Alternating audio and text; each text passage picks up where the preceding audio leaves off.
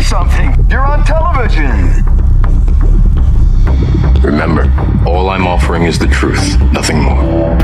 The Sphinx's eyes stay closed until someone who does not feel his own worth tries to pass by. We all see what we want to see. He sees hate and fear. You have to look with better eyes than that.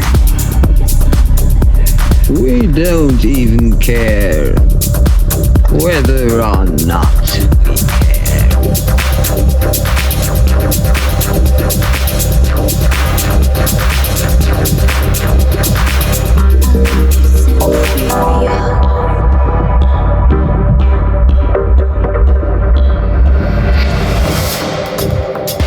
In case I don't see ya. Good afternoon, good evening, and good night. Welcome to Truth and Shadow, your guide through the supernatural. I am your host, BT, and this is a Shadow Short. Let's navigate the unknown on this brief journey into the depths of mystery.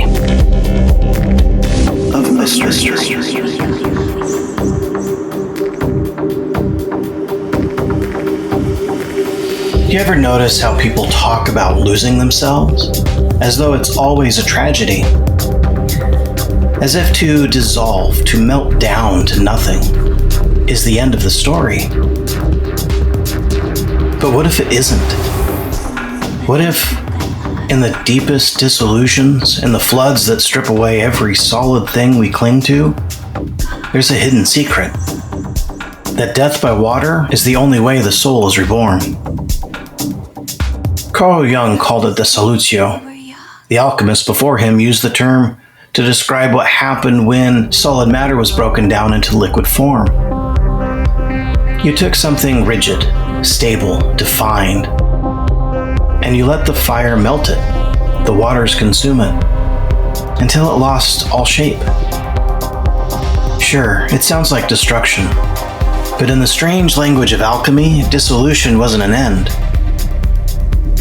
It was a beginning. And Jung saw in this chemical process a mirror of the psyche. He believed that the human ego, the fragile, hard-edged I we carry like armor, must sometimes dissolve into the floodwaters of the unconscious.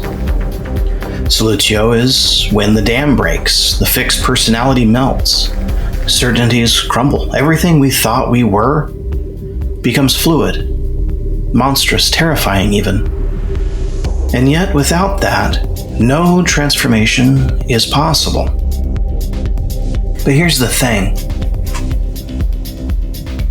This wasn't just a psychological metaphor. Cultures all across history preserved memories of this solutio in their myths. They spoke of it not as therapy, but as creation itself. To make a world, you first have to dissolve one. Which brings us to the Norse, to Ginnungagap, to the body of Ymir drowned and dismembered, to the flood from which the cosmos itself were born. The Norse didn't imagine the world starting with light, not with order, not with a word from heaven. Their beginning was a void, a yawning gap, dark and bottomless, called Ginnungagap. One side of this abyss lay the frozen waste of Niflheim, frost, ice, solidarity. On the other side burned Muspel, fire, sparks, consuming heat. And when the two reached across the void, something happened. The ice of Niflheim began to melt. The drip of water into the darkness was the first sound of creation. Solid became liquid, form lost itself, and in that dissolution, life began. From the melting ice emerged a giant, Ymir. He was not good or evil. He was not ordered or stable. He was monstrous, ambiguous, male and female, fertile and chaotic. From his sweating armpits came other giants. His very being was the wild fertility of chaos unleashed. Beside him came a cosmic cow, who fed him with her milk. She licked at the salty rime of ice, and from her licking emerged the ancestor of the gods, Buri. Out of dissolution, divinity itself was freed. If we stop the story here, It all sounds like some fever dream of a shaman. But Jung would hear something else in the dripping ice. He would hear Solutio, the solid, frozen ego, the rigidity of identity melting into formless waters. And out of that dissolution, unconscious contents were rising. They were chaotic and frightening, but carrying the seed of the divine. The gods did not live comfortably with Ymir. He was their ancestor, but he was also their threat. His body was the raw chaos from which they had come, and his continued existence was a danger. So, they killed him. When Ymir fell, his blood poured out as a flood, drowning nearly all of his offspring. And his corpse became the building blocks of the world.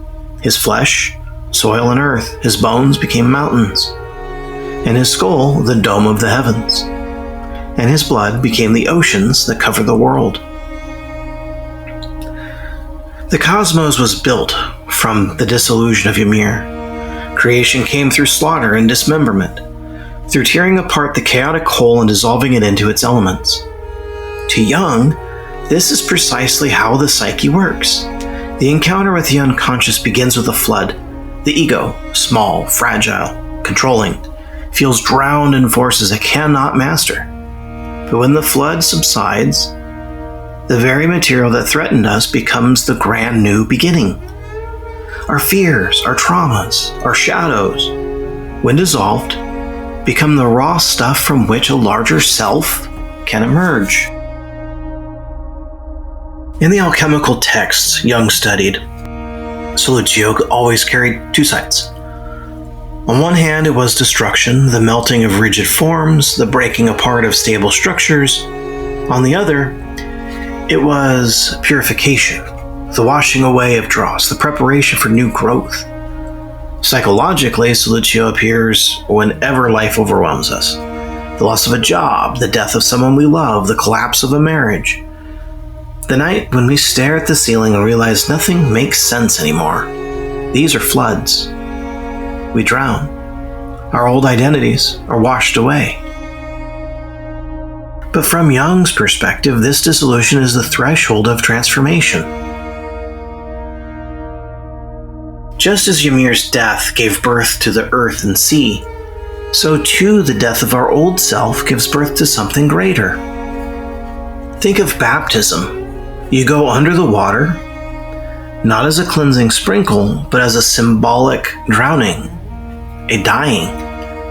The old self is gone. You rise from the waters, reborn. That is Solutio.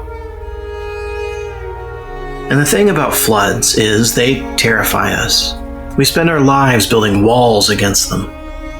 The ego is nothing if not a fortress, keeping the unconscious at bay. We cling to roles, to names, to stories we tell about ourselves, all to avoid the moment when the waters rise. But myths remind us that sooner or later the waters will come. The Norse saw it in Ymir's drowning blood, the Babylonians in the flood of Utnapishtim, the Hebrews in the days of Noah. The world dissolves. On the personal scale, the flood may be a panic attack, a breakdown, an addiction spiraling out of control. It might be the numbness after loss or the sudden collapse of meaning. In those moments, we are Ymir, undone, flooded, dismembered. And the question is not, will the flood come? It's, will something be born from it? Remember Ymir's cow? While the giant drinks her milk, she licks the salt frost until the god Buri emerges. I'm going to spend some time here because this detail matters. Even in the midst of dissolution, there is nourishment. In Jungian language, the unconscious is not only chaos, it is also a source of wisdom, nourishment, and archetypical truth. When the ego dissolves, when Solutio floods us, what rises from the ice is not only monsters, it's also the God within. Every breakdown carries in it a breakthrough. Every dissolution hides a seed of nourishment, but it's hidden, buried in ice, waiting for the waters to free it. For those of you who may not be familiar with Ymir, who is this giant, really? Well, if we were to ask Jung, he would say Ymir is the shadow of the gods, the primal chaotic ancestors they cannot accept, cannot reconcile, except by killing him and making the world from his body. In our own lives, Ymir is the part of us we reject. The shadow, the monstrous, the overwhelming, the terrifying flood of unconscious impulses we try to deny. But when we finally dissolve, when Solutio breaks us down, that shadow becomes the ground of our being. Ymir's body is us. His blood is the ocean in which we swim. We live in a world built from what was once monstrous. And this is the paradox of Solutio. The thing we fear becoming is the very thing that makes us whole. Norse myth doesn't stop with Ymir. The pattern repeats in Ragnarok, when the world itself dissolves again into flood and fire only to rise renewed. Dissolution is not once for all. It's a cyclical process. Worlds die, worlds are reborn. In our lives, there are multiple dissolutions. One crisis does not solve us. Again and again, the ego is broken down, dissolved, and remade. The work of individuation is not a single baptism, but a lifelong rhythm of dying and being reborn. Jung, though wary of dogma, never hid the Christian echoes here. Baptism is Solutio. Jonah in the whale is Solutio. Christ in the tomb is Solutio. The ego dissolves, descends into the waters, into death, and rises in transformed identity. The Christians saw it in the baptismal font, and the Norse saw it in Ymir's blood. Psychologically, we live in every season of breakdown and renewal. Yeah, the form is different for all of us, but the pattern, it stays the same. What does it mean to live through Solutio? It means accepting the flood instead of denying it. It means letting the ego dissolve without clinging to its fragments. It means recognizing that what feels like destruction may be the beginning of a creation. It doesn't make it easy. The gods themselves had to commit an act of cosmic violence to bring the world into being. For us too, dissolution feels like death.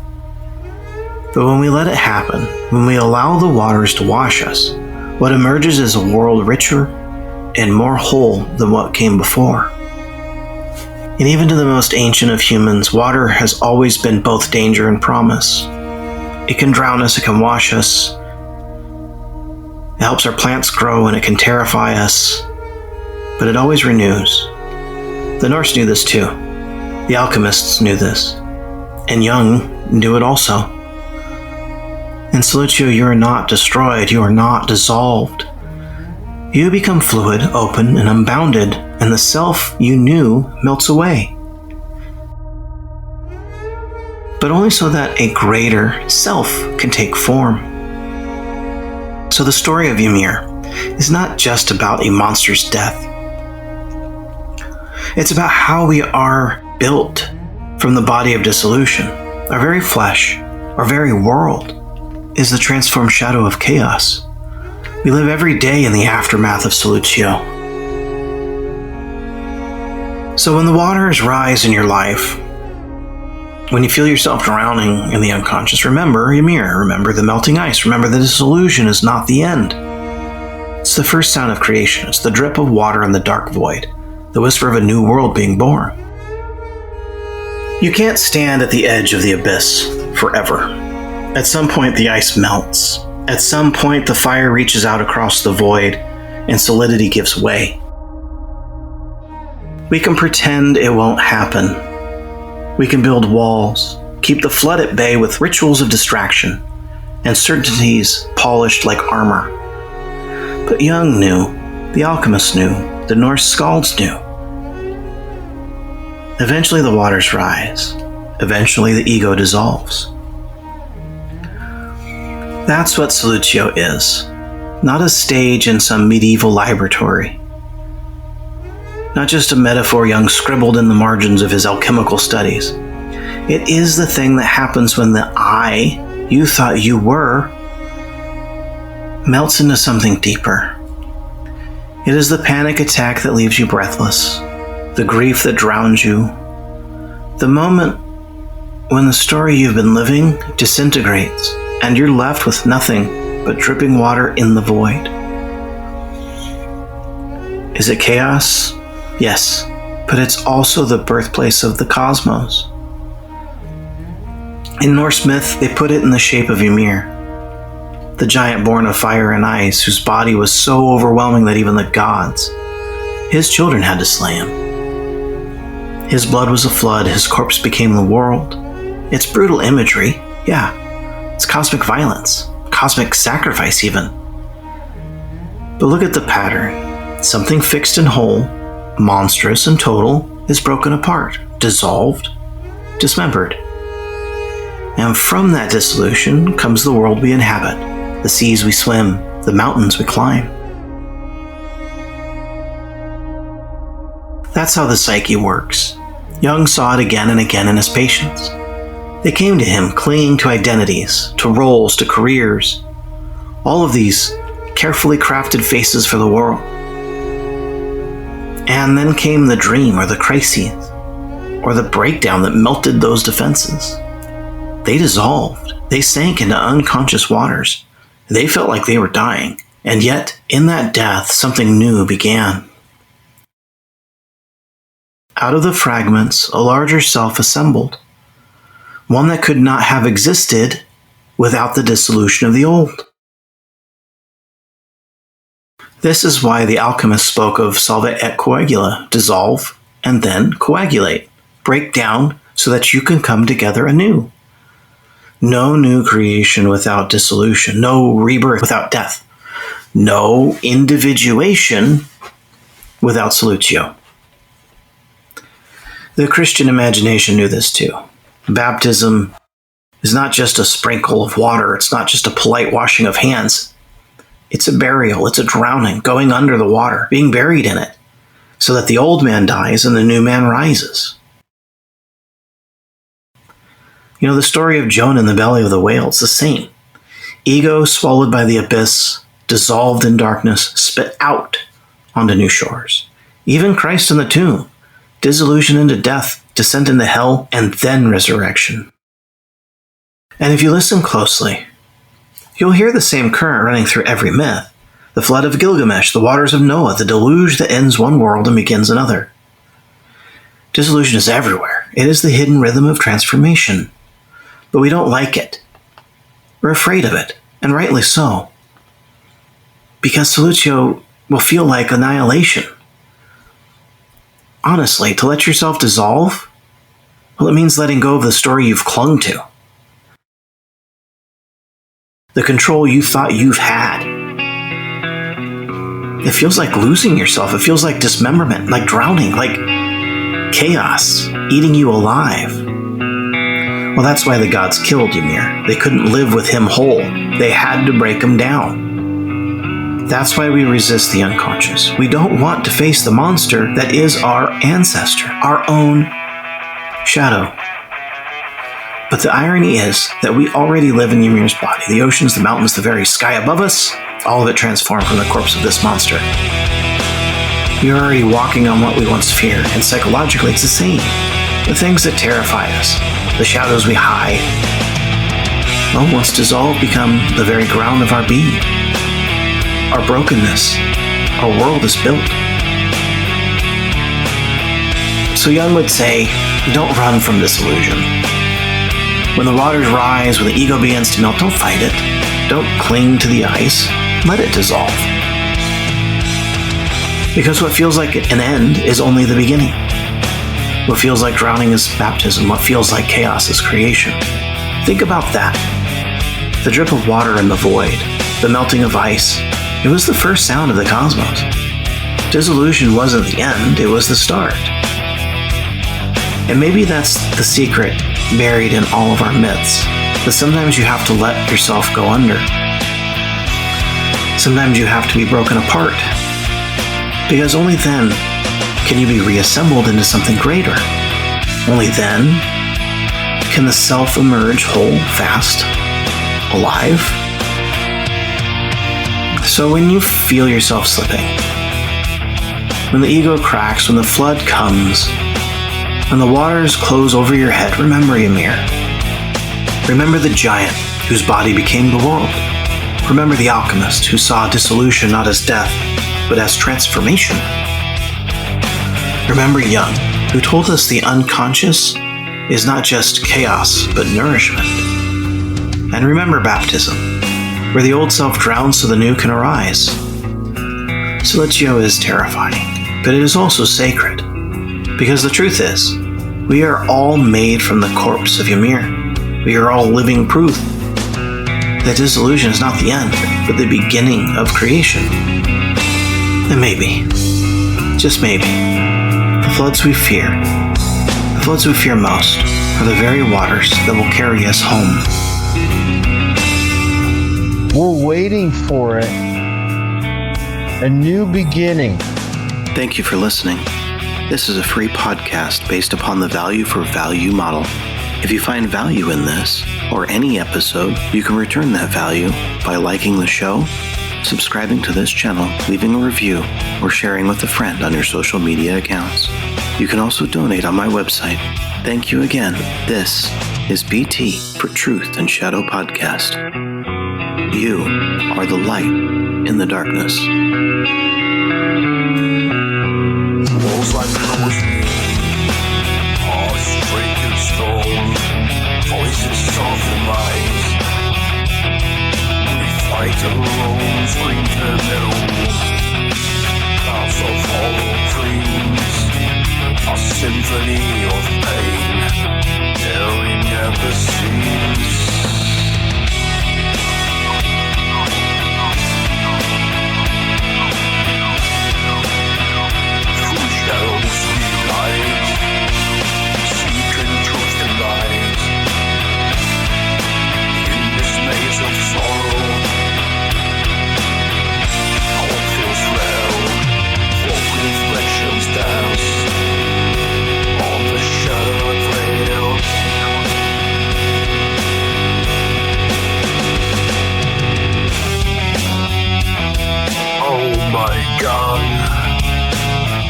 Take away my despair.